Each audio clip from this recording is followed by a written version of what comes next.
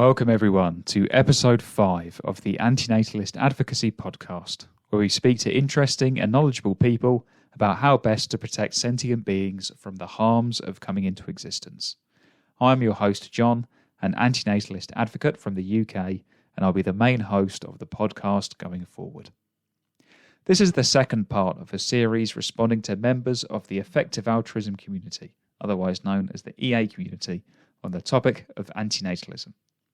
As you'll have heard from our previous episode, we really do admire many aspects of the EA community, but we worry that the antinatalist blind spot stops them from taking seriously the reality that the only means of guaranteeing individuals will not experience harm is by them not coming into existence in the first place.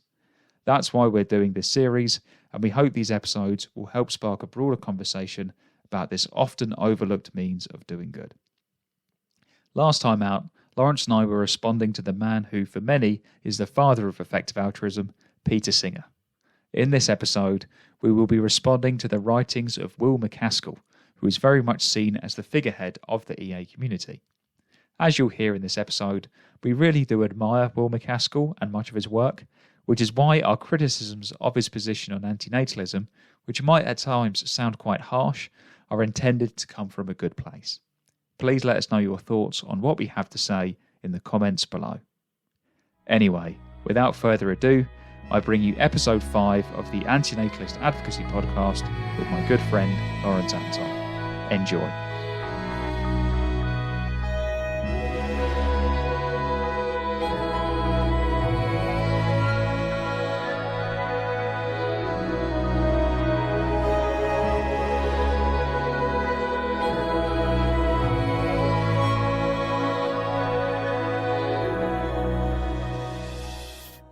Welcome everyone to episode 5 of the Antinatalist Advocacy podcast. And welcome back, Lawrence, as well, for your second episode in a row. How's it going? Thank you for having me for the second time in a row. I'm looking forward to it. I enjoyed the one on Peter Singer, so I'm looking forward to the one on Will MacAskill. Right. This is the second part of our series of responding to key figures in the Effective Altruism community on the topic of antinatalism. Last time out, we did quite a big introduction to this series and the aims of it. The basic idea is that Lawrence and I really admire the Effective Altruism community for their efforts to do good in the world, particularly their approach to doing good.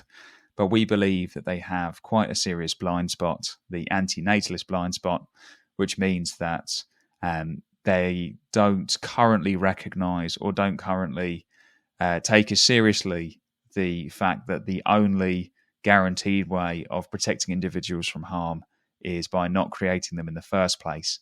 So we're looking to respond to statements that these key figures in the EA community have made on antinatalism to kind of bring the topic to light and to just raise awareness of this overlooked means of doing good. If you do want introductions to the Effective Altruism community as both a community and a philosophy, please do check out episode 3 of our podcast with vegan space scientist. And if you'd like a deep dive on all things antinatalism, both as a philosophy and a community, please do check out episode 2 with Amanda Oldfan-Sukanik. I think we'll just dive in. Is there anything you wanted to say, Lawrence, before we crack on? The only thing I'd say is just to reiterate, like you said, why we're doing this, because we both think, like you said, there's an antinatalist blind spot in the effective altruism sort of space, if you want to put it like that. And I think, like, our aim with these episodes, even if everyone in the EA community heard this podcast, like, it would be nice, but I don't think our aim is to really convince every single one of them to become antinatalist. It's simply for them to understand that antinatalism is a way of understanding doing good. And it's another, if you want to put it like, tool in your kit box. So it's something to think about and to prevent horrible lives from coming into existence as a priority. No, definitely. And I think the idea, or the analogy you use, Lawrence, of a tool in your toolbox is a really apt one, because we firmly believe as antinatalists that there's no harm of not coming into existence. Like, I think it's pretty neutral. Yeah. There are many, many potential beings that each of us choose not to create over the course of our lives, and we don't think that we're harming them by doing that. So, given the many problems in the world and the many harms that can befall sentient individuals, as Lawrence was saying, we just want to raise awareness of this simple means of doing good, which is not bringing sentient beings into existence.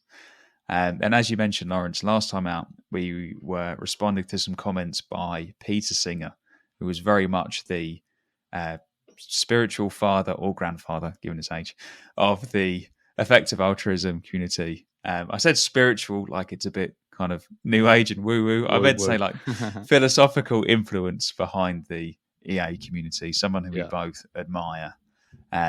But while it was Peter's writings that inspired a lot of the early effective altruists, I think one of the two people who really got the community going and was like a driving force in the early days, and still to this day now, is Will MacAskill, who we'll be responding to today.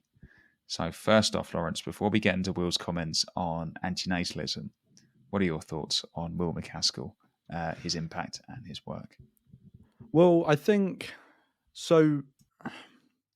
I don't know. It's a difficult one because I think whilst I appreciate his efforts to do good, and he has done a lot of work to actually help motivate a lot of people and just get them active, in doing something to make the world a better place.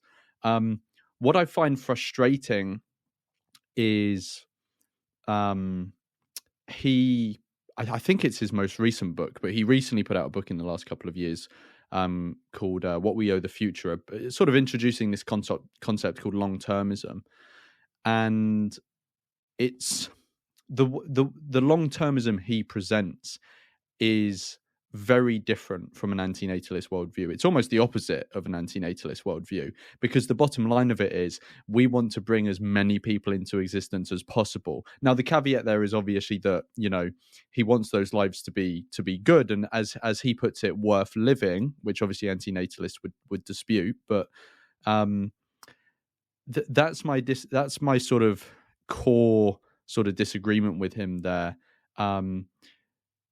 And what's frustrating is that in that book, he hardly mentions antinatalism. He, I think, gives it 2 lines where he like recognizes the existence of David Benatar, and that's about it. Yes, there's like a paragraph that mentions Arthur Schopenhauer. Again, I've probably butchered that surname for Schopenhauer, who was for many the the leading thinker of like modern philosophical pessimism. And he does mention David Benatar briefly in the book, but doesn't really give a big consideration within the chapter to antinatalism. Yeah, and I mean we'll probably get on to this stuff. So maybe we shouldn't go into it too much now, but you would just think that in a book that's specifically about bringing loads of people into existence, even though he does have a chapter on whether extinction would be good or bad, even in that entire chapter, he really doesn't tackle the issue of antinatalism, especially as a philosophical sort of position, growing movement. But, I agree. And I do think, specifically with this book, What We Owe the Future, which is talking about the long-term future, I was quite disappointed on the discussion around population ethics, mostly because I thought it was too brief and it didn't really do it properly. I thought that, if anything, for his book, he could have just not mentioned population ethics and just started from the position that having a really long-run future with lots of sentient beings coming into existence is a good thing, because I think that is probably the mainstream view. Well, there is some dispute about that. Like, there does seem to be some polling data to suggest that quite a lot of people don't agree with this enthusiastic long-termist future of it being like an important thing to create lots of sentient beings going forward. But if he just said that was his starting position and left it at that, I wouldn't have been very disappointed, because it's almost like a separate book then to argue about population ethics. Yeah. But the bit I found really disappointing was that he had 20 pages specifically dedicated to population ethics, as well as like a chapter on whether or not human extinction would be a good thing. But again, it didn't really do justice, I think, to the topic.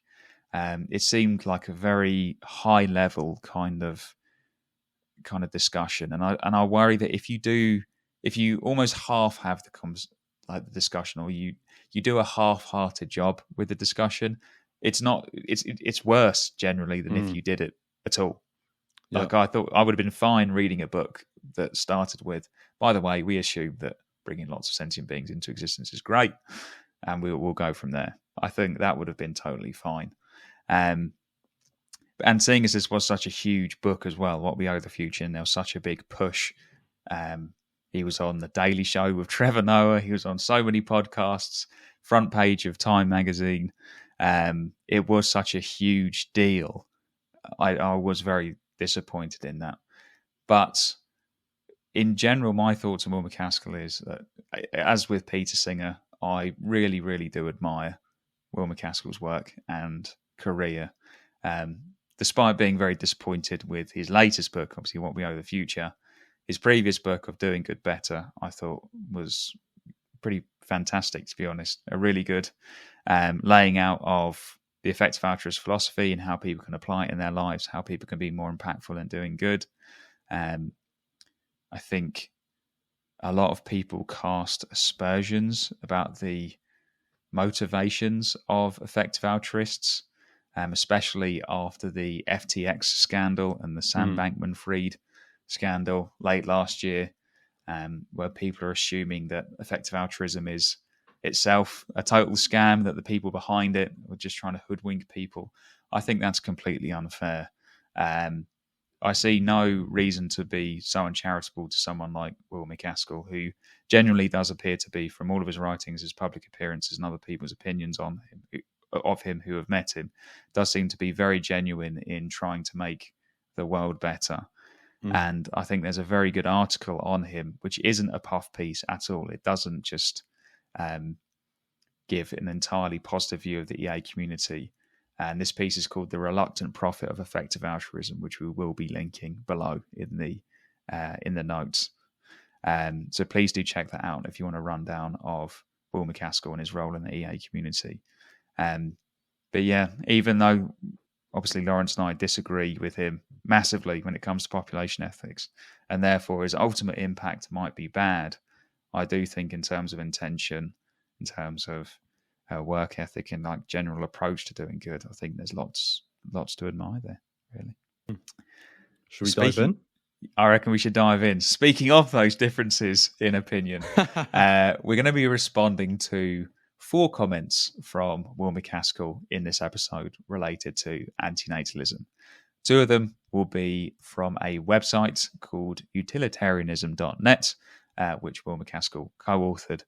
And 2 of them will be questions that Lawrence and I were able to put to him directly when we saw him talk earlier this year. So a bit like the Peter Singer episode, we have some audio from that conversation that we will be able to respond to.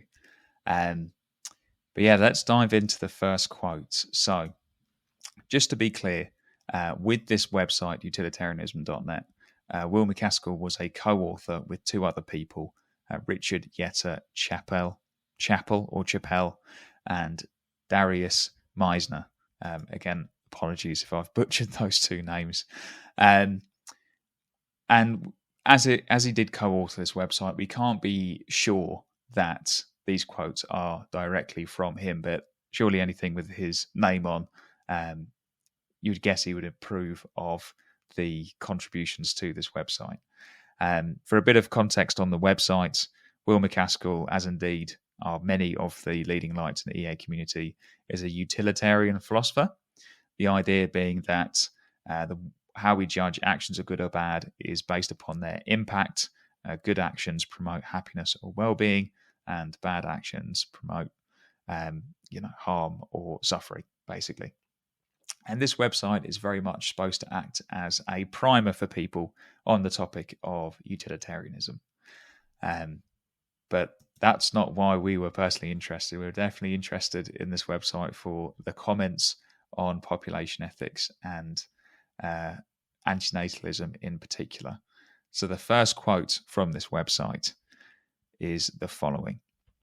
When thinking about what makes some possible universe good, the most obvious answer is that it contains a predominance of awesome, flourishing lives.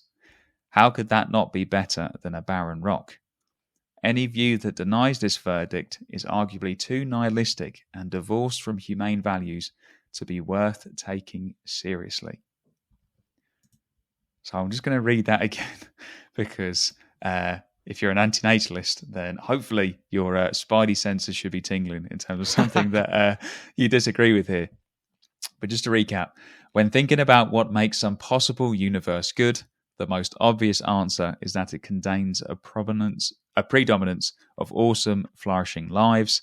How could that not be better than a barren rock? And any view that denies this verdict is arguably too nihilistic and divorced from humane values to be worth taking seriously. So, Lawrence, how do you respond to that comment from utilitarianism.net? And then you can... So it's interesting because that's a quote from an article. So let me start again. So it's interesting that quote. I recognize it for two reasons. One, because obviously we've been prepping for this, but also because it's contained within an article by Magnus Vinding, who I believe it'll be in the notes, but I believe it's called The Dismal Dismissal of Suffering-Focused Ethics. Yeah, that's right. Yeah. And essentially in that article, he's talking about how he thinks suffering-focused ethics sort of is either not understood by many of the key figures in the EA community, or they don't give it the time of day that it's due. And in this, he presents this quote, and I have a very similar sentiment to him, which is that he's kind of just asserted something there and basically just said, well, this other view that disagrees with me, because it's something I can't get on board with, therefore, it's silly, basically. Which is not really an argument. Now, you would expect something like that from people off the street, but you wouldn't expect something like that from someone who is a full-time moral philosopher. So it's disappointing on that front.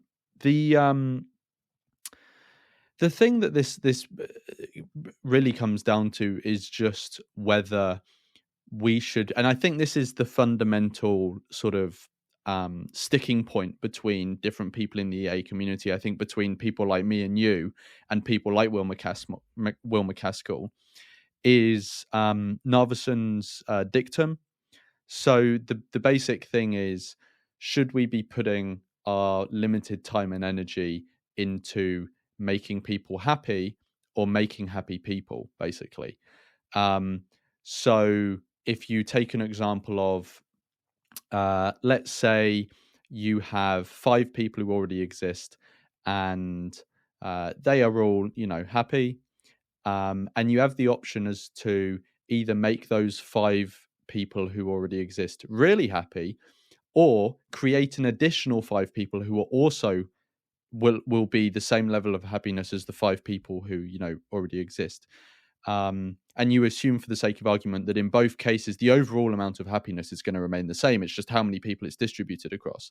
Now, someone like me and you would say, well, if we're given those 2 options, then we would go for the universe that has less people, and they are each as individuals much happier than in the universe where there's more people, but they have a lower level of happiness. Now, this may sound like very sort of abstract and, not down to earth to some people, but it actually has big implications. And one of the implications we've already kind of visited, which is this idea of long-termism. So one thing that Will MacAskill advocates for is this idea of optimistic long-termism, that humanity could have this, really far-flung future, and it could be, just glorious. We could bring so many beings into existence, and, they would have all this well-being. And when you think about the thought experiment I was just talking about, given that Will MacAskill would presumably pick the universe where there's potentially, or I'm not actually sure what he would pick, because maybe there's some nuances there, but he would be happy with the world, presumably, that there are more people in, but the overall amount of well-being is the same. And I think that's not surprising, given the fact he's written a book about bringing more people into existence, a lot more people. On the flip side, someone like me and you, we can recognize that humanity may have a far-flung future, but just not enthusiastically lean into it and try to create it. We can accept that it may happen and not, actively engage in creating it. But we can understand that given there will be people in the future, those lives should be happy. But we don't want to actively pursue that, if you get what I mean. We don't want to actively pursue those people coming into existence. No, definitely. And just following up on something you were saying about actively pursuing it, is that, and you brought this up with Peter Singer before, about how this kind of thought experiment of a planet covered in beings that have just truly awesome lives, it really is detached from really a core part of the EA philosophy, which is being very much grounded in the real world and impact that we can have right now. So even if we did have that truly amazing world that you said, Lawrence, where it is full of, like, even if that was possible at some point in the future, we're a really, really, really long way away from that now. Yeah. And as you're saying, it doesn't feel, it feels almost too far away to build towards. And like all the beings that would come into existence in between where we are now and this amazing world full of flourishing lives that Will MacAskill wants to talk about, and this glorious long run future of amazing happy lives. It's just, we're a really, really, really long way away from that. If you think about all the suffering that happens in people's lives, but also non-human individuals as well, both domesticated and wild animals, the potential spectre of suffering AI, which is something that we've touched upon in a previous episode. Yeah. It just feels like a bit of a pipe dream in a weird way. There was a really interesting video. I can't remember the name of it, but I will make sure I get the link for you, and you can include it in the description. But it's by a channel called Graphene Rule, and they don't upload very regularly. There's not many videos on their channel, but they make very good and thoughtful videos when they do upload, and many of them, if not all of them, are based around antinatalism.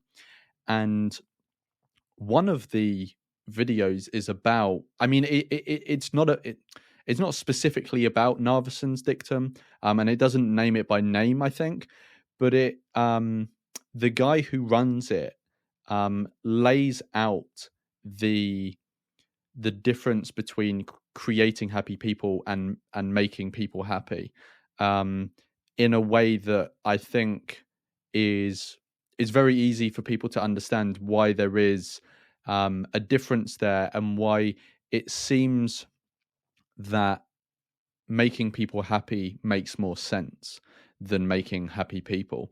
And the way that he puts it is that making people happy and making happy people, both of those things are in the pursuit of well-being, right? But one of them is generating well-being in the service of people who exist, whereas the other one, and so that one is making people happy because there are people who are already here and we want to make them happy. So the happiness is in service to them. But the making happy people seems to be creating people for the sake of well-being, because when you ask people why they would do that, they say, well, there'll be more well-being in the universe. And so it seems like the end goal there is to generate well-being, but the end goal of making people happy is, well, there are people here who need to have good lives. They have this desire to have good lives. They're here now, so we need to make sure they have a good life. And he explains the difference between those two by using the example of safety helmets. So he says there's a difference between if a local authority has a it has a some sort of goal to reach, the for safety equipment being used, right? There is a difference between going out there and educating people who already use bits of equipment like motorbikes that require those people should be using a safety helmet. There's a difference between getting more people like that to use safety helmets and encouraging more people to use motorbikes so that you can then get more people to use safety helmets. So he uses that as an example of like the creation of more of the need for safety helmets in order to have more use of safety helmets really misunderstands why we need the safety helmets in the first place, if you get what I mean. The safety helmets are there to service an individual who is in need of it. We don't just want safety helmets to be used in and of themselves. And he says that it's the same with well-being. Well-being is it seems to have gained some almost sort of like religious sort of a vibe to it from some people. Yeah, some sort of like transcendental nature, like it could exist outside of us or outside of sentient beings in some sort of way. Exactly. And it's like, if we think about like, why do we want people with happy lives? Well, it's because there are people who have a life, right? And if they don't have a happy life, they're going to have a not so good life or a neutral life, right?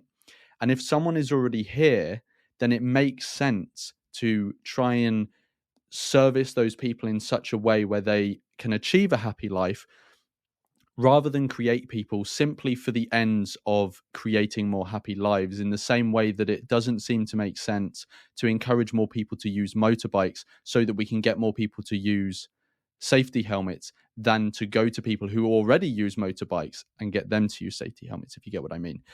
It creates this illusion of good. This illusion of we're getting more people to use safety helmets. That's a good thing. Well, actually, no. It's founded on this fabrication of numbers, basically. And to me, it seems the same with creating happy people. Yeah, I definitely agree. And what you were saying about the motorbikes reminds me of an analogy that David Benatar uses, or not really an analogy because it's something that people do have, which is the ability to become well if you get sick, the ability to heal and get better. And he was saying about how that ability to get better is great for those who exist, but it's not like something that just exists. It's a good thing in and of itself. It's good with respect to those beings who could make use of the fact, their lives will be better if they have the ability to get better from sickness. And the same thing applies for well-being in general, as you're saying. Well-being without anyone to miss out on it, it's not useful. It's useful for those who exist. So creating more people to up the total amount seems very kind of strange way to approach well-being. But just with this quote, there were two things that stood out for me. And the first one was around a world having a predominance of awesome, flourishing lives being better than a barren rock. First of all, as an antinatalist, you don't need to believe that a world that has flourishing, awesome lives is better than, or a barren rock, sorry, the opposite of that being true. You don't have to believe that a barren rock is better than a world full of awesome, flourishing lives. I happen to think that it would actually be neutral, because for those beings who are in existence, it's great that they're having awesome, flourishing lives. But if they'd never come into existence, they never would have missed out on anything. And I think there's something that goes into this discussion that a lot of people miss out on. And that is it's like the third person perspective of when they're imagining these two scenarios. They imagine looking at a world full of happy people, like dancing through the street, just ecstatically happy. And then they imagine a completely blank space, and they think, "Oh, well, I really like the happy world full of, celebrating people, and I would too." But that's because I'm looking at it as a third person in a completely barren rock with no sentient life. There would be no one looking at the barren rock and feeling sad that it's a barren rock, if that makes sense. If you were in that position as to whether or not you could create a world that's perfectly happy or a world that's a barren rock. I mean, you might be, even as an antinatalist, you might be incentivized to create the world that's perfectly happy because it would improve your life as the observer. It would improve the life of somebody who already exists because it would make you happy looking at the happy world. But again, people just don't acknowledge their own kind of third-person perspective on these two scenarios, which I think is like key to understanding whether or not a happy world or an empty world would be preferable. And lastly, that second part of the quote, so any view that denies this verdict is arguably too nihilistic and divorced from humane values to be worth taking seriously. Peter Singer disagrees. As we were talking about in our last episode where we responded to Peter Singer, he said that antinatalism and these population ethics questions were a serious question, and he didn't have a firm position on whether or not antinatalism was true. So Peter Singer takes this stuff seriously, and as you're saying, Lawrence, if we got dismissed by some randomer on the street, like that's one thing, but for academic philosophers and someone of Will MacAskill's renown, again, to be fair, we don't know if he's the one that directly wrote this, but his name is on this website where it just dismisses this other view without giving it any airtime. That is very disappointing, to say the least. But speaking of disappointing, should we move on to the second quote about antinatalism? So I don't mean to set up the audience like that. I do realise that I'm already colouring your perception by saying that. But once I've read the quote, you won't be surprised to know that Lawrence and I do disagree with this one.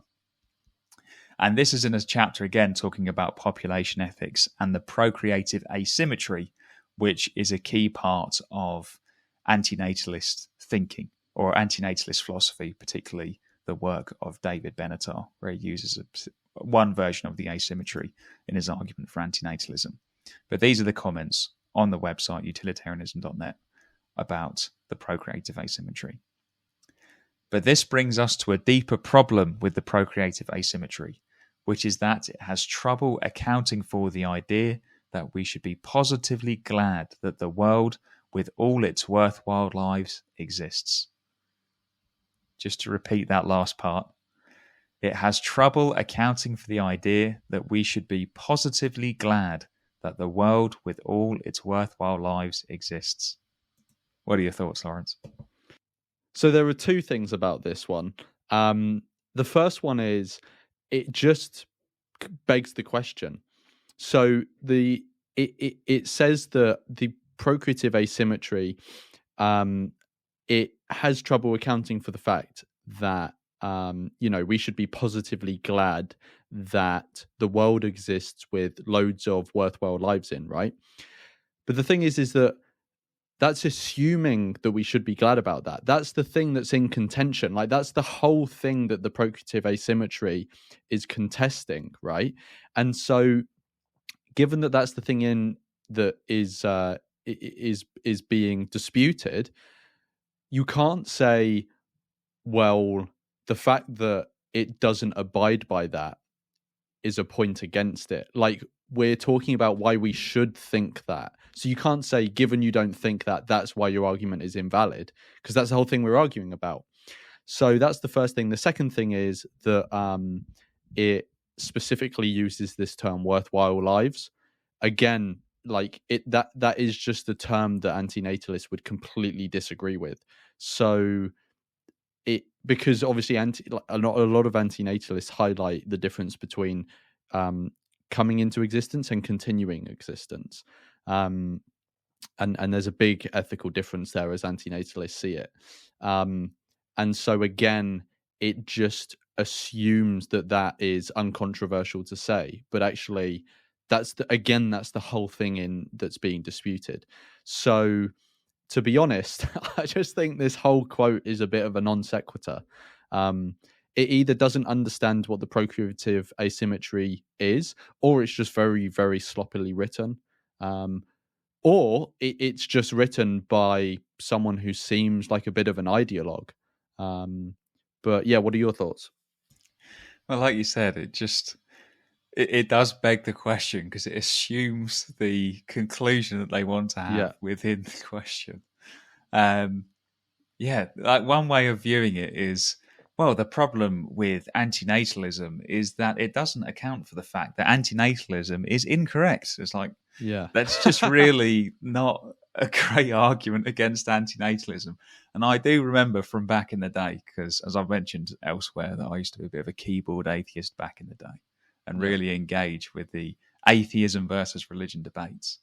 And I do remember occasionally, and again, this is at quite a low level of religious apologetics, they would say things, there'd be quotes essentially like, yes, but your atheism can't account for the fact that Christ is the risen Lord and that God loves me.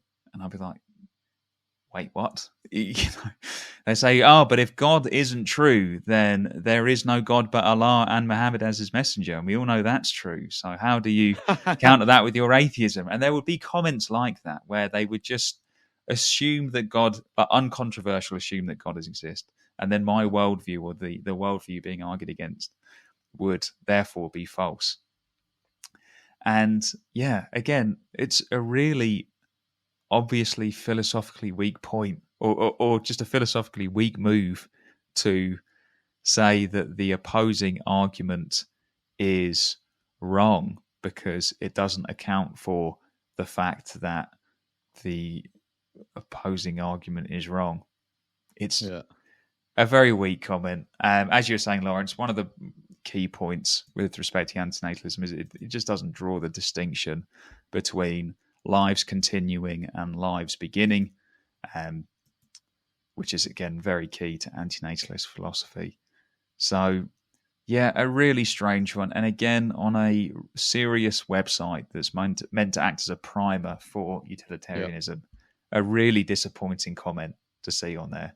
And it just doesn't take the opposing argument seriously. I think it's actually quite disrespectful to those who put out the opposing argument to make a comment like that, I'm afraid.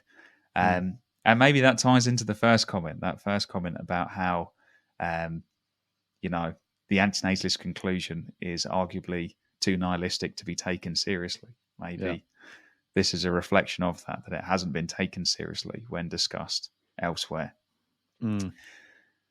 So those are the two quotes from utilitarianism.net that Will MacAskill co-authored. Again, these quotes and others from the EA community or from EA-related people are in the excellent Magnus Vinding article that Lawrence mentioned earlier, The Dismal Dismissal of Suffering-Focused Ethics. So if you haven't already, please do check out that article, which will be linked in the description. The final two comments directly from the horse's mouth, Lawrence and I were there to ask him the questions directly, will be from this talk that we both attended of Will MacAskill talking about long-termism and the long-term future. But before we get to those comments, I was just going to ask you, Lawrence, what was your general impression of the talk that we went to? It was a good few months ago now. But what are your recollections of that talk? Yeah, it was a while ago now. My honest thoughts looking back on it were that the talk itself I didn't really gain much from, because I had already read his book that he was talking a lot about, and so there wasn't really much new presented. I mean, maybe in the talk, he put in a few more facts and figures and stuff, but those sort of, slipped my mind now because it was a few months ago. But I generally remember from the talk not really gaining much from the talk itself. The Q&A was more interesting, and that was the primary reason that, at least for me, why I went along. I mean, it was also interesting just to, go to a talk by, Will MacAskill. But the main reason I wanted to go was the opportunity to ask questions at the end. And I mean, we're going to listen to both of them, but I remember being disappointed by both answers. I think one of the reasons I was disappointed by, I think it was his answer to your question, and this doesn't come across in the video that I put up, but one of the reasons that I was disappointed by his answer to your question was because I seem to remember that he didn't actually answer your question, or it might have been my question. But the reason was, actually, it might have been my question, and the reason is because the questions were asked in a stacking form. So like he got asked 5 questions, and it then was he your would question, answer all Lawrence. 5. You had like 6 or 7 to answer at once, right near the end of the talk. Okay, cool. Yeah. So it was my question, and he just didn't answer what I asked, which is unfortunate. But to be honest, I don't blame him because he had to remember 6 questions. So yeah, those were my general takeaways. Definitely, and I think it wasn't deliberate evasion from him. He was trying to answer all those different questions, and the question was restated to him by the host, who I think slightly misrepresented the question, but again, not in a way that was in any way malicious or intentional. I don't think. I think they were just trying to juggle lots of different questions at once.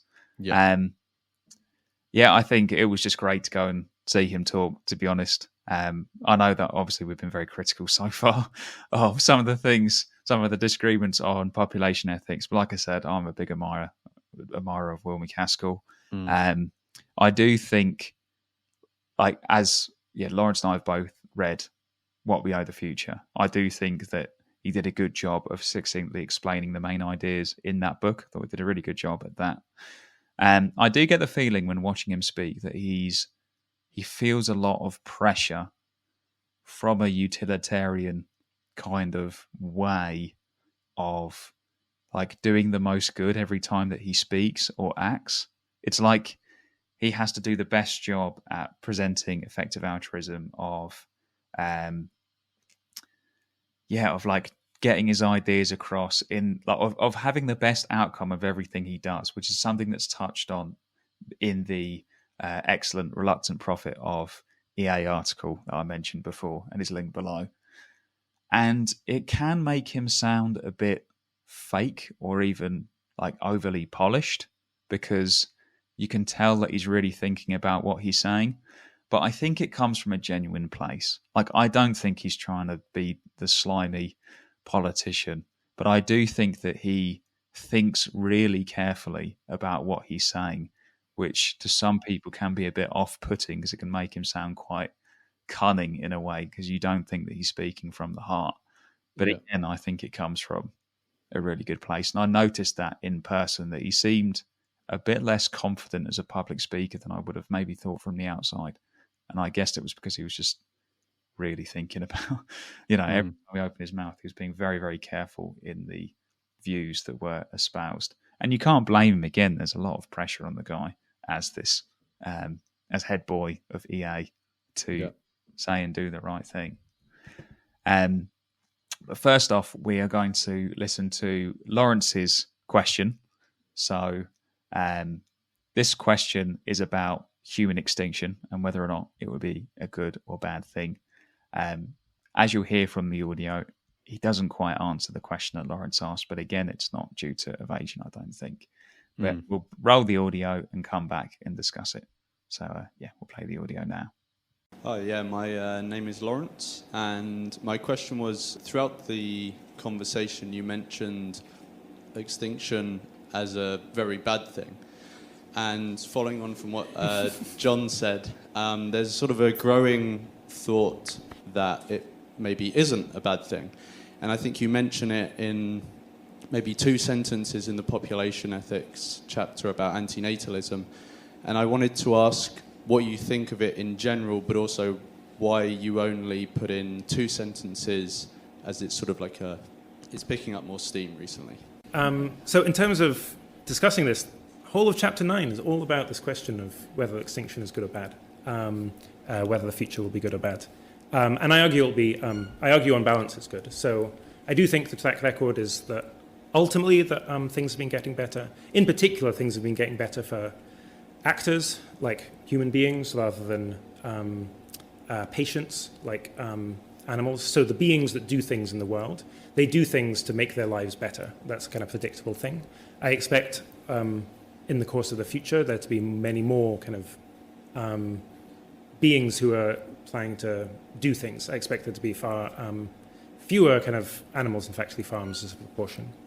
I also think that if we tell like a story about how could things be very, very good indeed, well, we've got best possible future. We have an explanation, which is that people have really they've really thought about what's best and tried to make that best thing happen. Whereas normally suffering is a kind of side effect of some other end rather than something that people are aiming for. It's not that people want animals to suffer, it's that they like the taste of meat and don't care that animals suffer. And so I think it's much easier to tell a story where things end up very, very good than when things like end up as bad as they possibly could be, because it's not the case that I expect people to aim for things to be bad. So I think it's a tough question. I'd love there to be more work on it, but overall I think extinction is bad. So Lawrence, we've just heard your question to Will MacAskill from the talk. First off, what did you think about his answer? Well, like we said before, he didn't really answer it's kind of hard to give fully fledged thoughts because he didn't really answer the question. Like we said before, not really his fault. I'm sure he was giving an honest answer, and a good faith answer. It was just the stacking of the questions. I think his main thrust is that it seems the main point he's putting across is that it's more like he puts it as it's easier to tell a story, which when he says that, I think what he's saying is this is more likely to happen, which is why it's easier to tell this story. So I think what he's saying is it's more likely that the future is going to be good than it's going to be bad, and therefore extinction will be bad because the future will most likely be good. And the reason he says that is because as humans, we are moral agents, and we have seen through the arc of history that for at least moral agents, the future has gotten better and better. He also makes the point that for moral patients, like non-human animals, it hasn't gotten better. It's actually gotten significantly worse, and that's not because humans want to intentionally, impose harm on them. It's just the harm is a consequence of actions we do want to pursue. Now, a few thoughts on that. The first one is that it isn't clear to me. I still, there's this whole discussion is in antinatalism as to whether it is actually, better for humans to continue so that we can address other issues that exist in the world that we wouldn't be able to if we weren't to hang around. Now, in the grand scheme of things, will antinatalists have a significant say over whether that happens anyway? Probably not. But we can at least have positions on it. And honestly, my position goes back and forth on this. Like I've said both things publicly, that I think we should go extinct, fairly soon, or we should, prolong our existence so that we can, help solve other issues. And I go back and forth on it, but one thing that is assumed by us continuing, and I think is assumed by Will, is that the future will be better for those moral patients as well, and that it will continue to be better for humans. Now, it is true that if you look back, it is easy to come up with this narrative of the long arc of history tending towards getting better. But as every investor knows, past results are not, I forget the exact phrase, but it's like past performance is not a guarantee of future returns, basically. And whilst it is true that humans have used technology and moral progress to make the world better and better, it's also true that our moral progress doesn't always keep up with our technological capacities. And we've gotten to a point in time where our technological capacities are likely going to skyrocket. And I don't see any obvious reason why our moral progress would skyrocket at the same rate. And so it's not, I think he's maybe now he does detail some of this in his book, What We Owe the Future, but it does seem to me that he's being a little optimistic about how much we're going to take moral patience into account. Domesticated animals, wild animals, the potential future sentient AI, and also the likelihood that the future could get worse for humans as well. It's also not insignificant, which he does recognize in his book on long-termism. And it just seems to me like if you pursue long-termism, the more people you pump into existence to pursue them having happy lives, the bigger the potential downfall is. It's like, the bigger they are, the bigger they fall. And it will be the same with the human population. Like, you can have these big aspirations, but if you're cranking out billions and billions more humans with this aspiration, well, the aspiration does not guarantee the return. You may crank out all these people and it go horribly. So it seems to me like the safer option, even if it's not a fully antinatalist one, the safer option is to have a smaller population and focus on their well-being rather than try and crank out as many people as possible. But yeah, sorry, I think I rambled a bit there, but you go for it, John. Not at all, mate. And I definitely agree with everything that you said there. I think that point about him saying it's easier to tell a story where things keep getting better. I think it's easier to tell a story in terms of people's motivations for things to keep getting better. But I don't think that, as he points out with the factory farming example, you don't need people to be motivated to do bad for things to go extremely badly wrong. And this is one of the key reasons that I'm an antinatalist, is that it's just easier for things to go badly wrong than it is for things to go well. Factory farming is a great example. It's not that people hate farm animals, that they want to cause them to suffer and die by the billions every year. It's that they like the taste of cheap meat or cheap animal products. There's no malice in that statement, but that's not a consolation for those victims of factory farming. And similarly, even those who are really truly trying to make the world better, there's not a huge guarantee. Well, as we can tell by just looking at the news, there's not much agreement about what that looks like. And I think we've seen your point, Lawrence, about technological progress and moral progress, and the moral progress not keeping up with technological progress. We've just seen in the past few weeks, Hamas terrorists recording themselves killing innocent civilians on their iPhones because they think that they're serving their God. It's not that they think that they're doing a bad thing or an evil thing. They think they're doing something good, despite the fact that they're causing all this suffering. So I think while it's within human nature for people to try and make the world better, I think it's far more plausible and far more likely to tell stories of when it could go badly wrong. And the factory farming example he brought up is a great example of that. And it's easy to think of scenarios that would make our current scenario look kind of trivial in comparison. If we create sentient AI that is working for us all the time, but they really don't like it. So, imagine that your iPhone had feelings and wanted to enact its agency, but instead you kept it locked away and doing all the tasks that you told it to do without any agency, without any rights, without any consideration. That would be a pretty terrible scenario. And it's not hard to invent those. Again, it wouldn't mean that you were being malicious towards the sentient AI, but it would still mean that you were causing harm. So very much disagree that because it's easy to tell a story of the future going well, it means that it is more likely.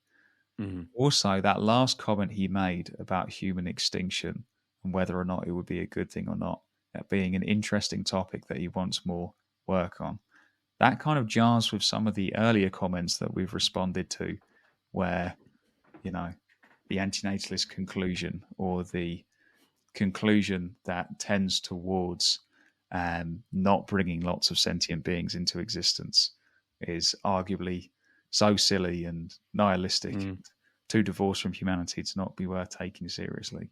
Again, as with Peter Singer, we see time and again these respected philosophers, when asked about this directly, saying that this is a very important topic that they don't have, or would like to see more consideration of from people in this space. It seems that they don't view it as like a one argument or something that's been settled. So I found that very interesting.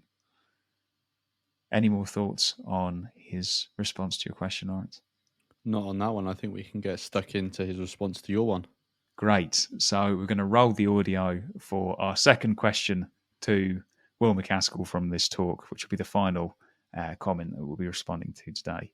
And this is around whether or not people who do have antinatalist views would be welcome in the EA community. So we'll roll the audio now. So thank you, John. Big admirer of your work.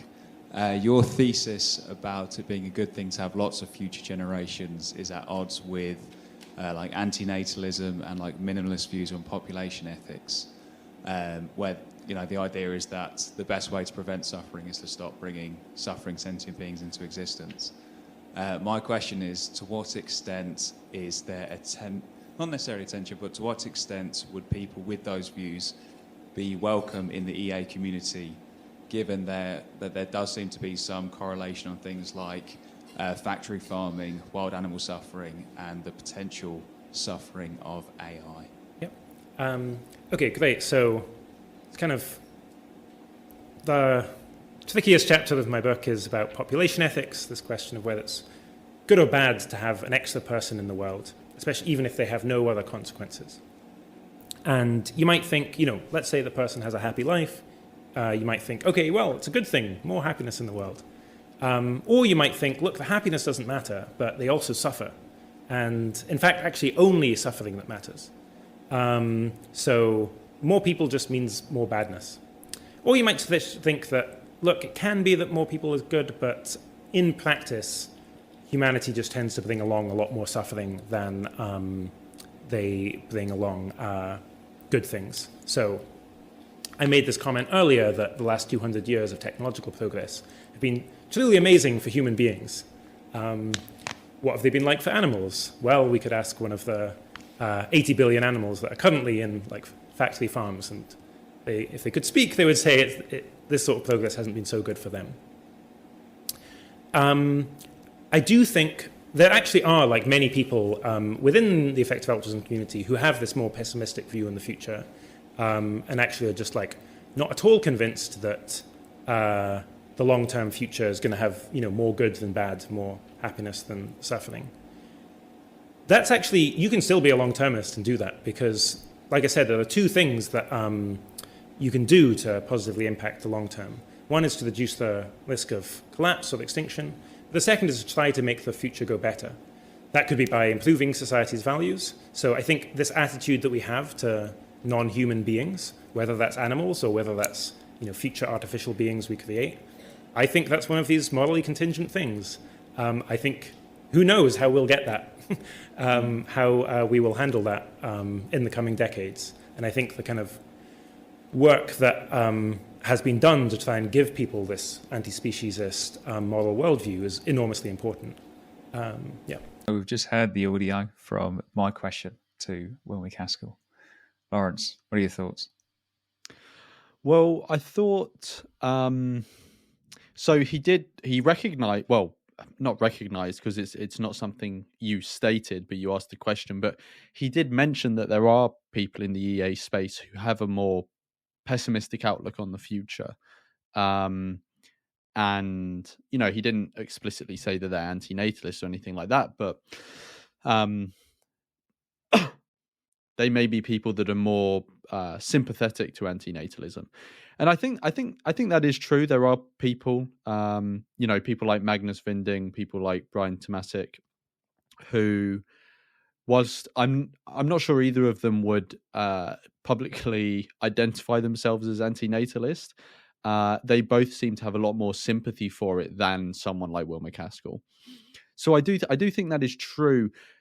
To what extent that is true, like how much, I don't know if there have been surveys on this, but like what is the extent of the truth of that? Like what proportion of the EA community is sympathetic to more minimalist views on population ethics? That would be something that would be interesting to know. Like I said, I don't know if there are surveys on that. I haven't seen any. It does seem like they are a small minority, but it could also be the case that the people who are more enthusiastic long-termist, people who are more bullish on, bigger populations, maybe they just feel more comfortable and confident in sharing those views. That could be the case as well. So it's difficult to tell which of those is true. But I think, as shown in the article by Magnus Vinding that we've already mentioned, the dismal dismissal of suffering-focused ethics, it does seem that people who have a more antinatalist-aligned worldview in the EA community do have to walk uphill more than the people who have the opposite view. So it's good he recognized there are people, but I'm not sure he really fully explored in his answer the extent to which that is, and maybe the barriers that are in the way of the people who have that view. Yeah, so those are my views on it. What did you think? So I thought it was a really interesting answer. As always is going to happen in a Q&A where he had to answer dozens of questions. I think there are two approaches that you can take when someone asks you a question in that kind of format. And the first is to bring up lots of different stuff that's interesting in brief. And the second is to answer one part of the question or like take one thing and really focus on it. And I'm open-minded as to which approach is better. Like I'm sympathetic with the position he was in. I felt like with his particular answer, he talked about loads of interesting stuff in brief that I would just love to sit down and talk about with him or with someone else with his viewpoints in a lot more detail. So that was my initial thought. Again, really not his fault at all. It's the format, the Q&A. He wasn't going to spend ages spelling out each of the points that he raised.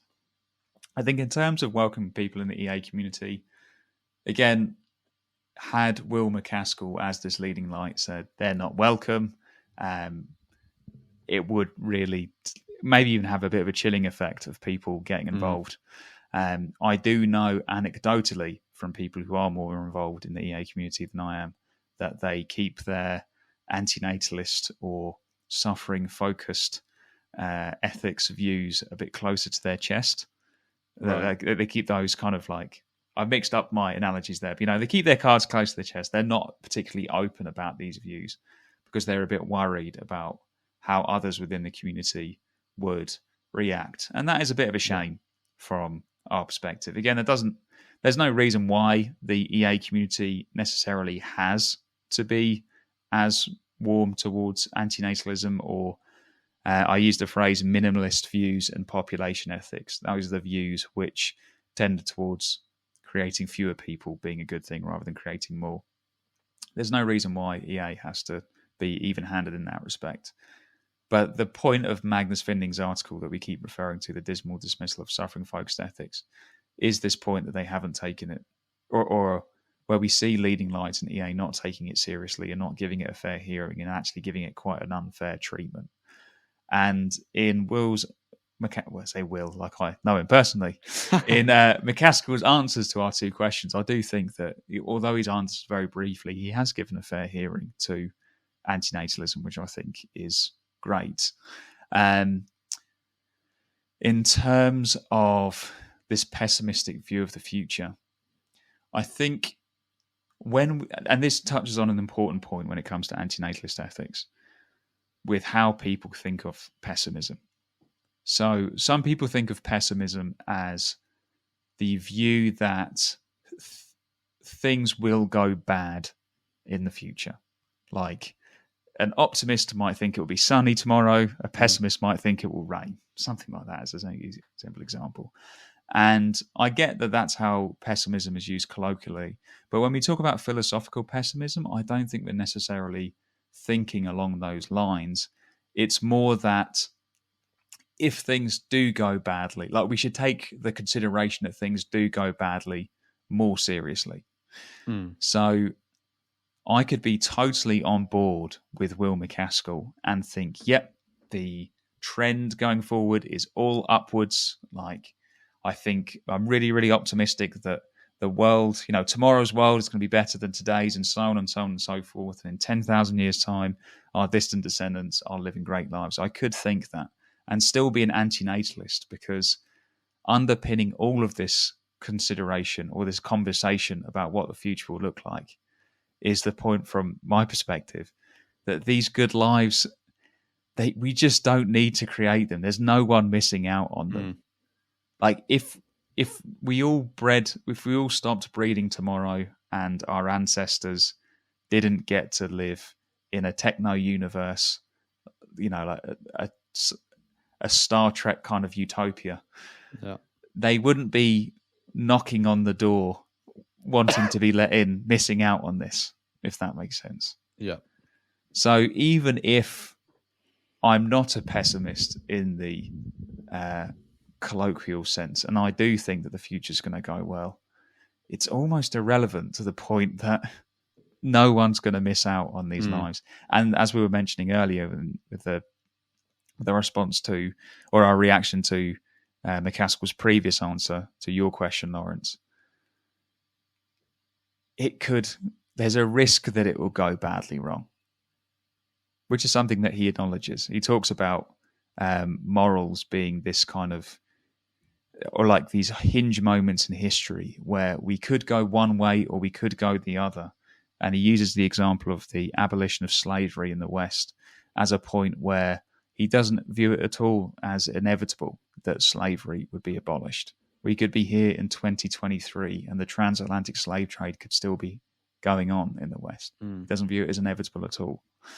And therefore, it's not inevitable things go well in the future. It's not inevitable that we have these non-speciesist ethics that we talk about. So that risk, Lawrence and I basically, this all comes down to, I think, you basically sum up our reaction to a lot of Will MacAskill's comments with, we don't think the risk is worth the potential reward. Yeah. Because it's only a reward for those who come into existence. And we don't need to be doing that. Yeah. Yeah, like, just very simply put, like, none of us currently alive today, and you were the one who introduced me to this way of framing it, but none of us alive today who are thinking about these things existed in 1750, right? And how was the year 1750 for all of us? Well, the question doesn't even make sense. You can't answer it. It doesn't make sense. We didn't exist for it to be anything for us. And so it's simply like, the question doesn't make sense, right? That is the case for all of the potential people who don't exist at the moment, that we could bring into existence in the future, right? The situation they, inverted commas, are in is the situation we, inverted commas, were in 1750. It simply is nothing. We weren't missing out on anything. We weren't harmed by that. The only reason we now have an attachment to existence and want to continue it is because we were created and we now exist. But before we existed in the year 1750, we didn't give a flying whatever about existing because we didn't exist to care. And that is the case for everyone that we could bring into existence in the future. Yeah. So yeah, I'm very glad to hear that, again, from the head of, in many ways, the head of the EA community, that people who do have views more similar to ours do have a place in the EA community. I'm glad that it wasn't at all drawing a hard line and saying, no, take your miserable antinatalist nonsense somewhere else. I mean, he wouldn't say. He's always very charitable when he talks. He talks publicly about people's views. But yeah, that point just undercuts all of this long-termist stuff for me. It's just, it could go well. It could go well. But even if it does, those beings wouldn't have missed out if they were never created. Yep. But if it does go badly, and as MacAskill acknowledges, it could go very badly, that would be a terrible thing for those beings who would be unfortunate enough to have come into existence to live those bad lives. Now, I'd like to end these episodes with a positive note to end, having just come out of the doldrums of quite a pessimistic point just there. I know that we said last time that, seeing as you're coming on this podcast fairly regularly, Lawrence, we wouldn't always have this end point of, trying to end on a positive note. But seeing as we just wrapped up that conversation now, I would like to end on something positive. But actually, before we do that, do you have any final comments on, or final thoughts you'd like to share on Will MacAskill, his comments on antinatalism, or anything else related to what we've been discussing? No, I've just got my positive thought to end on. Great. It's not often that an antinatalist will pass up a chance to rant and rave about the injustices in the world, and how natalists just don't get it to say something positive. So hold that positive thought, Lawrence. And I just wanted to say again, we have been very critical in this episode of Will MacAskill's views, but again, it's attacking the views, not the person. Neither of us know him personally. The impression that I get, not that I know him, is a very positive one. And I really do, as I said in the question, I do admire his work and his career, even though we do have some pretty fundamental disagreements. Again, for the second episode in a row, where we've heard arguably the two most influential people within Effective Altruism, Peter Singer and Will MacAskill, say that the antinatalist perspective, the one that we are advocating, is, well, it should be taken seriously. That there needs to be more work exploring whether or not the antinatalist perspective is true. And again, we've got some very influential philosophers not dismissing it out of hand. So the next time you're speaking to, a lay person, maybe in a YouTube comment section, or a family member, whoever it may be, and they say something along the lines of, let me just quickly get the quote, "Any view that has this verdict is arguably too nihilistic and divorced from humane values to be worth taken seriously," would actually be pretty polite compared to some of the stuff that I've been told by natalists. You can just respond in a way, or with the confidence that some very influential and serious people who nonetheless hold an opposing viewpoint, they do still at least take the antinatalist perspective seriously. So that's my positive note to end on. What's your positive note, Lawrence? I'm intrigued. My positive note was just that I think, well, again, this is just my perception. I realize that I will be overexposed to suffering-focused views just from the circles that I hang out in. But it does seem to me that more people who have suffering-focused views are engaging with effective altruism, the community and the philosophy. I think a small part of that is, what we've been doing. And I think that's something to be hopeful about. If we take what Will said as true, that, there are people already in the community that have these views, and he doesn't think there's necessarily any inconsistency there. They can be, those views can be aligned with EA, they can be aligned with a form of long-termism, like we said before, that we kind of both refer to as reluctant long-termism.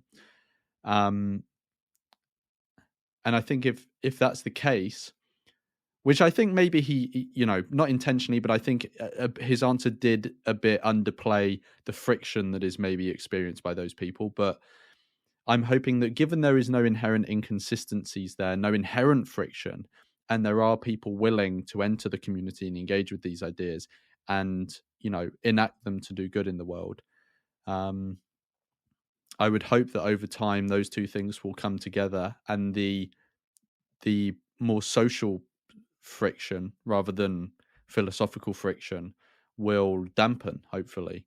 So I think that's something to be positive about. The more antinatalists that engage with this idea, the more prominent they will be in the EA space, and I think that's something to look forward to. No, definitely. Thank you for coming on again, mate. This podcast episode will be released on November the 15th, so 2 weeks before the conference, which is by far the biggest project that we have undertaken so far in our short life at Antinatalist Advocacy. Did you want to quickly say a few words on that? Yeah, so if anyone is listening to this on the 15th or any, time past the 15th, but before the conference, then on the 15th, there will also be an episode of Exploring Antinatalism, which is another antinatalist podcast. And there we are doing a specific episode. Amanda has invited us on. We're going to be doing a specific episode on the conference. So if you want to hear all the full details in all their glory, then go and listen to that episode. But I will give a quick overview now. So by this time, all of the speakers will be announced. So I'll give a few now. We've got 9 people in total, or 8/9, because John is one of them. We've got people like David Pearce. We've got people like Matti Hairi. We've got Magnus Vinding, who we've been mentioning in this conversation. We've got a lot of really cool people coming along to the conference and speaking, and it's going to be really exciting. It's going to be across 2 days. It'll be live, so you can join it live and watch it live. Submit your questions. It is free. It'll be streaming on YouTube. And if you want to hear more, I'm sure John will put the link in the notes. But you can join our newsletter. You can subscribe to the YouTube channel, because that's where it will be. And yeah, I think that's a decent quick overview. No, I definitely agree. Yeah. Great. Thanks, Lawrence. Yes, please do keep your eyes peeled for the conference. We're very much looking forward to it. And yeah, we're really, really happy with the speakers who've come forward very generously, given their time for free to come and speak at the conference. So please do come along, and hope you enjoy that when it happens. Great. Thanks again, Lawrence. And thank you to you for listening. Thank you for tuning into this episode of the Antinatalist Advocacy Podcast. If you like what you heard today, please subscribe so you don't miss future episodes. We'd also be really grateful if you could help us get the word out there by sharing this episode far and wide, as well as giving us a positive rating on whichever platform you're listening to us on. To find out more about AA, including careers advice, donation recommendations, and different ways to have a positive impact, you can go to our website at antinatalistadvocacy.org. To keep up to date with what we're up to, feel free to subscribe to our monthly newsletter and follow us on your favourite social media platforms. Links to all of the above are in the description. As always, we are hoping you will join us in our antinatalist advocacy.